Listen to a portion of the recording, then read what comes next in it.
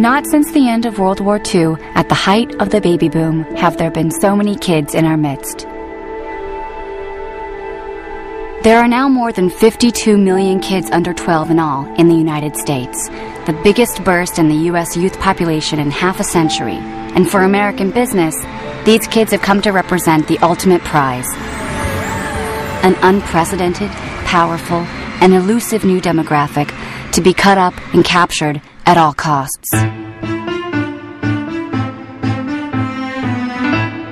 There's no doubt that marketers have their sights on kids because of their increasing buying power, the amount of money they now spend on everything from clothes to music to electronics, totaling some $40 billion every year. But perhaps a bigger reason for marketers' interest in kids may be the amount of adult spending that American kids under 12 now directly influence, an astronomical $700 billion a year, roughly the equivalent of the combined economies of the world's 115 poorest countries. One economic impact of children is the money that they themselves spend, the money that they get from their parents or grandparents, the money that they get as allowance when they get older, the money that they earn themselves. That is an increasingly significant amount of money, but that's not where the real money is. Marketers and advertisers have realized that the real money related to the children's market is in their purchasing influence. Any questions? Jared, does he do any tricks? Does that work for you? Because of their purchasing power and because of their purchasing influence, marketers and advertisers have become much more deliberate in their strategies and attempts to how to influence those dollars. Sienna, because kids come first. It's the children who often determine what kind of car gets bought, what kind of computer gets bought, what kind of cell phone program, and even where they take family holidays. What's your favorite part of the Nick Hotel? The awesome pools, having my own room, the arcade rocks. I like the shops. I like eating with SpongeBob. We came on vacation and the kids don't ever want to leave. Most parents and other people just don't realize how corporate marketers intentionally try to, well, in essence, make parents absolutely miserable.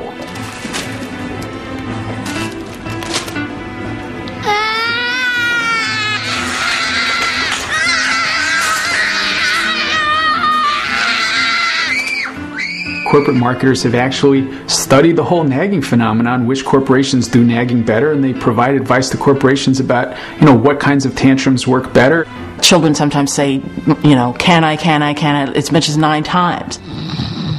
Will you take us to Mount Splashmore? No. Will you take us to Mount Splashmore? No. Will you take us to Mount Splashmore? No. And part of the nag factor is designed to help maximize the number of times children will keep asking and keep asking. No. Will you take us to Mount Splashmore? Will you take us to Mount Splashmore? If I take you, will you two shut up and quit bugging me? Yeah, of course. Well, will you take us to Mount Splashmore? Yes. Thanks, Dad. So these kids have a lot of power in the economy. The advertisers know it, and they are going after them in a way that is unprecedented. It's the place where I want to be. This generation of children is marketed to as never before. Kids are being marketed to through brand licensing, through product placement, marketing in schools, through stealth marketing, through viral marketing. There's DVDs, there's video games, there's the internet, there are iPods, there are cell phones. There are so many more ways of reaching children so that there's a brand in front of a child's face every moment of every day. What we have is the rise of 360-degree immersive marketing, where they try and get around the child at every aspect, at every avenue. Comes some more great games. Kids are inundated with this. They are buried in this. Buried in this media blitz. Kids are now multitasking with media. Hello. Hey girl, what's up? No way. Plug in your iPod or MP3 player. Yeah, new music. They are using more than one medium at the same time. So they're surfing the web, and the television's going with MTV, and they've got the iPod with one earbud in, and they are more vulnerable and are bombarded with over 3,000 commercial messages every day. Marketers know these are little sponges. They're so wide open, and they want to get that brand loyalty for life, because that's big bucks. It's about people wanting to convince our children that life is about buying, life is about getting. Can I help you? Yeah, I'm here to see this. Go ahead. So the philosophy becomes cradle to grave. Let's get to them early. Let's get to them often. Let's get to them as many places as we can get them. Do you have a business card? Sure. Not just to sell them products and services, but to turn them into lifelong consumers. I'll see you in about 20 years.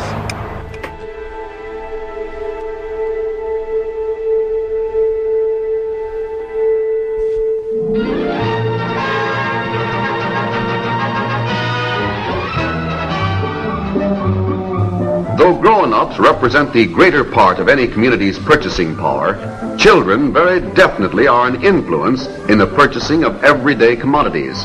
Children have participated for a very long time in the consumer marketplace, but in the past, children's consumer culture was a cheap little culture. Every afternoon, the kids make a beeline for the Seminole 5 and 10, a terribly misnamed candy store. It should be called the Seminole 1 and 2 because that's the way Alice and Frank Smith make their living, a penny at a time. Well, it's penny candy because kids only had pennies. Kids, this is a toy you've got to have. Look at the fun Debbie and Andy are having with these realistic ride-em toys. 1, 2. Although it's true there was advertising to children back in the 1950s, the 1960s, even in the 70s, the amount of it was very confined in comparison to today. You want to get a Slinky.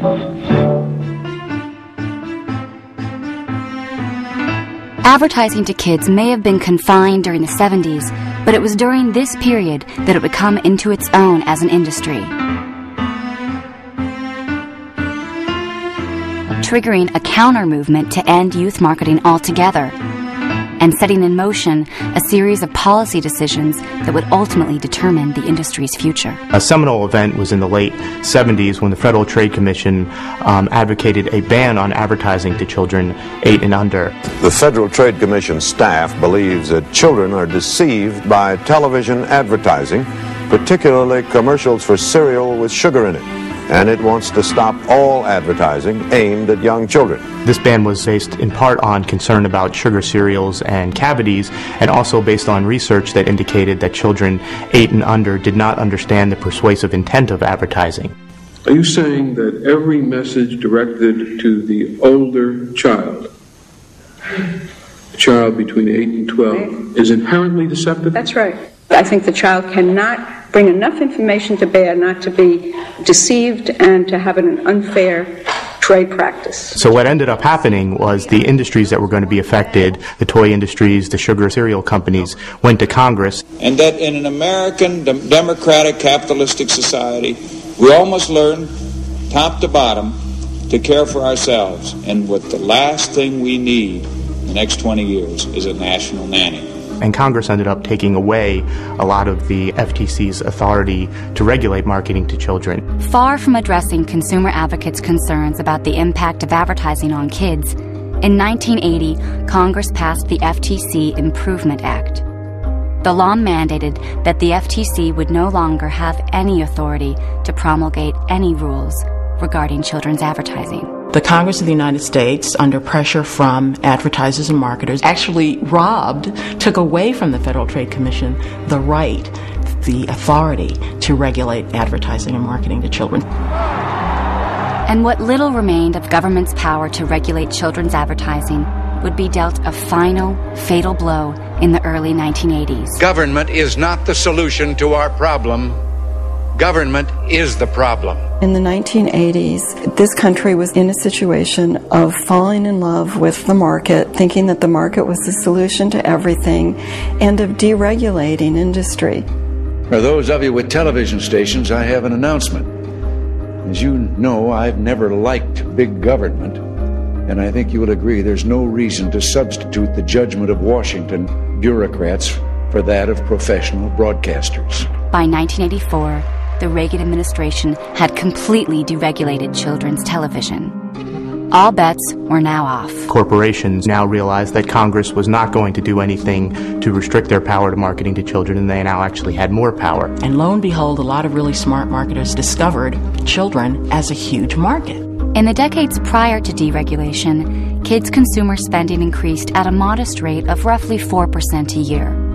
Since deregulation, it's grown a remarkable 35% every year, from $4.2 billion in 1984 to $40 billion today, an 852% increase. Deregulation really opened the floodgates for a kind of marketing to children that never existed before the mid-1980s. And the masters of the universe! Suddenly, it became okay to create a television program for the sole purpose of selling a toy. No one can stop the spike-studded armor of the mighty Spikor! Not even me, you muscle-bound porcupine! Not even you, He-Man! And sure enough, in the year immediately following the congressional action, the 10 best-selling toys were all based on kids' television shows. It was the beginning of a new era for childhood marketing. A few years after deregulation, when the Teenage Mutant Ninja Turtle movie came out, awesome! There were over 1,000 products linked to the movie. There was also the TV show children were seeing every day, and there was the comic book that slightly older children started to look at. It was a saturation of the whole childhood culture. Well, when I was a kid, Hopalong Cassidy was on television. He was like one of the first children's programming. Here he comes! Here he comes! It was only after he became so successful that they developed the lunchbox. Now they developed the lunchbox and the dolls before. The Star Wars Ultimate Lightsaber. I mean, this is why people like George Lucas has said, I am not a film director. I am a toy maker. Everything's Star Wars. Chewbacca is recording ringtones for a cell phone company. Star Wars, the marketing force, has married its name to a pile of products, including masks, dolls, lightsabers, hats, snacks, cups, more snacks, wind-up toys, action figures, cereal,